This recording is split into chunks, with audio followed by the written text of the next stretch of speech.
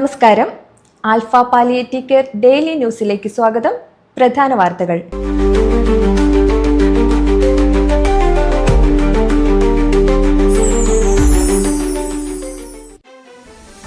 നേരത്തെ എത്തിയ കാലവർഷം കാറ്റും മിന്നലും മേഘവിസ്ഫോടനവുമായി കലിതുള്ളുമ്പോൾ കേരളം വീണ്ടും ശ്വാസമടക്കി പിടിച്ച് കഴിയുകയാണ്.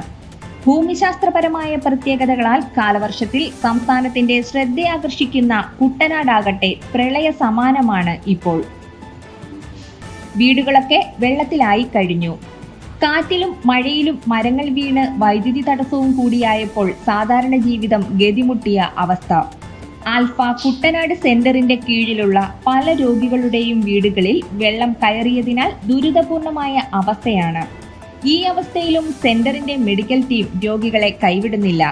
സ്വന്തം സുരക്ഷ മാറ്റിവെച്ച് തോടും വെള്ളവും താണ്ടി രോഗികളുടെ വീടുകളിലെത്തുന്ന നഴ്സുമാരും വോളണ്ടിയർമാരും അടങ്ങുന്ന ഹോം കെയർ ടീം അവർക്ക് വെറും സന്ദർശകരല്ല, മറിച്ച് ഭക്ഷണവും മരുന്നും ആശ്വാസവുമാണ്. പല രോഗികളും പുനരധിവാസം ആവശ്യപ്പെടുന്നതിനാൽ സർക്കാർ അധികൃതരുമായി ബന്ധപ്പെട്ട് അതിനുള്ള ശ്രമത്തിലാണെന്ന് ഭാരവാഹികൾ അറിയിച്ചു.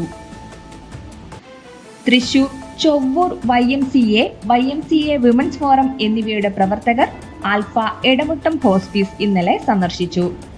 ഹൃദയസ്പർശിയായ ആ അനുഭവം പിന്നീട് women's forum chairperson Leena Jose പ്രതികരണമായി ആൽഫയെ അറിയിച്ചത് ആൽഫയുടെ മുഴുവൻ പ്രവർത്തകർക്കുമുള്ള അംഗീകാരമായി മാറി. നിരവധി സ്ഥാപനങ്ങളിൽ സംഘം സന്ദർശനം നടത്തിയിട്ടുണ്ടെങ്കിലും മുൻപുണ്ടായിട്ടില്ലാത്ത അനുഭവമായാണ് ആൽഫയിലെ സന്ദർശനത്തെ അവർ വിശേഷിപ്പിച്ചത്. ആൽഫ തൃശൂർ സെന്ററിന്റെ പരിചരണത്തിലിരുന്ന YMCA പ്രസിഡന്റ് ജോബി ജോർജിന്റെ പിതാവിന്റെ വിയോഗത്തോടനുബന്ധിച്ച് ആൽഫ ഉപാസനയിലെ പ്രാർത്ഥനയിലേക്ക് ക്ഷണിച്ചതാണ് സംഘത്തിന്റെ സന്ദർശനത്തിനിടയാക്കിയത്.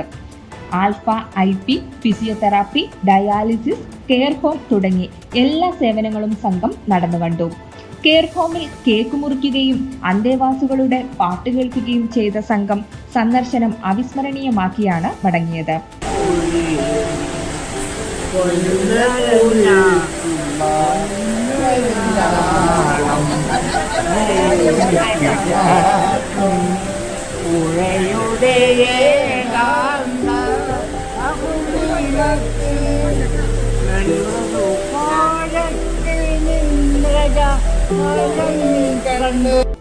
Secretary Joseph Pulickan, women's forum vice chairperson Teena Joby, convener Leena Lazar, YMCA students wing ഹൈവൈ ചെയർപേഴ്സൺ ജസ്ന മരിയ ആൻഡോ തുടങ്ങിയവരും സംഘത്തിലുണ്ടായിരുന്നു.